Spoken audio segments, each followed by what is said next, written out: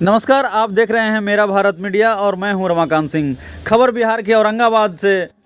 पृथ्वीराज चौहान की मूर्ति का अनावरण आज भव्य और दिव्य तरीके से हुआ। इसमें मुख्य अतिथि शेर सिंह राणा और आनंद मोहन शिवहर के सांसद ने किया और काफ़ी कुछ इस कार्यक्रम के दौरान उन्होंने बेबाकी से बातें बोली। आइए आपको विस्तार से सुनवाते हैं कि इस कार्यक्रम में आनंद मोहन ने क्या कुछ बताया। नमस्कार, मैं अभी मौजूद हूँ बिहार के औरंगाबाद जिले में। यहाँ प्रतिमा अनावरण समारोह जो हो रहा है पृथ्वीराज चौहान जी के, इसमें हमारे बहुत ही प्रिय नेता, सभी के काफ़ी प्रिय नेता हैं श्री आनंद मोहन जी, और इनसे जानते हैं कि ये जो अनावरण समारोह में औरंगाबाद में आमंत्रित हुए हैं, क्या कुछ कहेंगे इस समारोह के बारे में। देखिए, मैं साधुवाद दूंगा पृथ्वीराज चैरिटेबल ट्रस्ट के सभी मेंबरों को। ये एक अद्भुत बात हुई है। पृथ्वीराज जी की प्रतिमा तो प्राय लोग लगाते हैं, अनेकों जगह लगे। उनके बलिदानी राज कवि और मित्र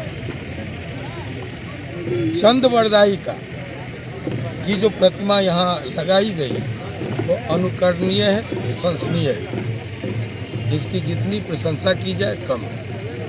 इस तरीके का कार्यक्रम लगातार औरंगाबाद में ही हो रहा है और लगातार अभी लोकसभा का भी चुनाव है, तो क्या कुछ ऐसा तो नहीं है कि दोनों चीज़ों को एक साथ जोड़ के देखा जा रहा है।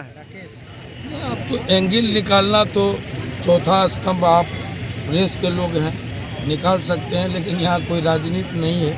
आपने देखा कि हर पार्टी के लोग, चाहे वो आरजेडी हो, चाहे वो बीजेपी हो, चाहे वो कांग्रेस हो, चाहे वो जेडीयू हो, हर पार्टी के लोग यहाँ एक मंच पर थे। ये एक विशेष संदेश, क्योंकि हिंदुओं के अंतिम सम्राट थे और इनका जो मूर्ति का अनावरण हुआ है, क्या कुछ संकल्प रहेगा। देखिए, इसको हिंदू और मुसलमान के नज़रिए से मत देखिए। वो जो मोहम्मद गौरी थे वो विस्तारवादी थे। इस पर मैं बोलना चाह रहा था लेकिन समयाभाव था। वो विस्तारवादी थे।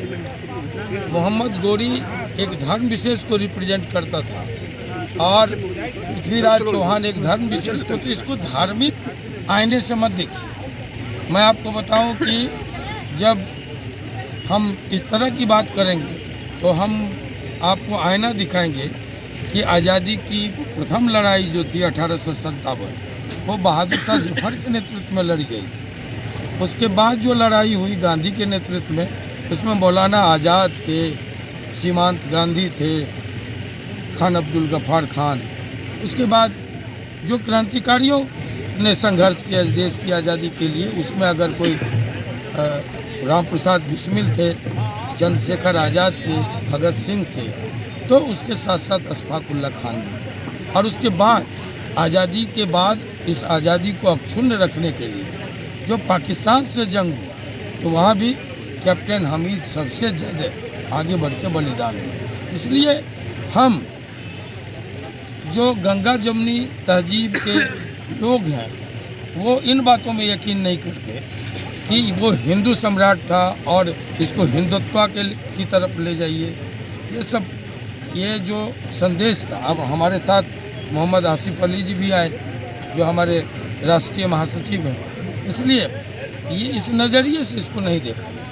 तो महापुरुष और वीरों की जो यहाँ पर प्रतिमाएं लग रही है, तो क्या कुछ उनके जीवन से संकल्प रहेगा। महापुरुषों का जीवन अपने आप में पैगाम है। वो देश मर जाता है जो अपने महापुरुषों को भूल जाता है। आज जो प्रतिमाएं हैं, हमने कहा कि वो प्रेरणा के पुंज है। वो कहीं चौक चौराहे पर खड़ा होकर के अहरनिश रात दिन नई पीढ़ियों को पैगाम देता है। आने वाले बीते कल का इतिहास और आने वाले स्वर्णिम भविष्य का संदेश देता है।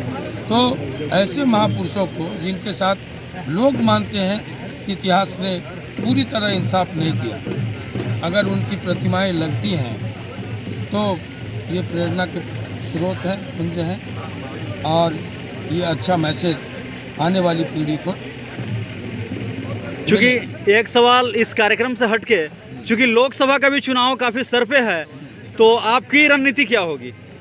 वो किसी शायर ने कहा, वक्त आने दे बता देंगे तुझे ये आसमां, हम अभी से क्या बताएं, क्या हमारे दिन। क्या बात, फिर भी कुछ लोग सुनना चाहते हैं, जानना चाहते हैं, क्योंकि काफ़ी कुछ अनुभवी हैं आप। वो समय आने पर सब आप लोग जान जाएंगे। समय आने पे पत्ता खोलेंगे। चलिए, ये थे हमारे साथ आनंद मोहन जी, जो साफ साफ प्रतिमा अनावरण समारोह में यहाँ आए हुए थे और उन्हें साफ साफ इस चीज़ को दर्शा दिया है कि बिल्कुल ये जो वीर हैं, वीर का सम्मान होना चाहिए। और इस सम्मान पर इन्होंने साफ साफ बताया है कि उनसे उनके जो जीवन है, जीवन को जो है उसे बिल्कुल अनुकरण करना चाहिए। और चुनाव पर इन्होंने साफ साफ इस चीज़ को दर्शा दिया है कि चुनाव बिल्कुल गर्व में टिका हुआ है। बिल्कुल आने वाले समय में जो है वे पत्ता खोलेंगे और निश्चित रूप से औरंगाबाद ही नहीं, पूरे बिहार का जो कायाकल्प है वो बिल्कुल आनंद मोहन जी करने को तैयार है। धन्यवाद।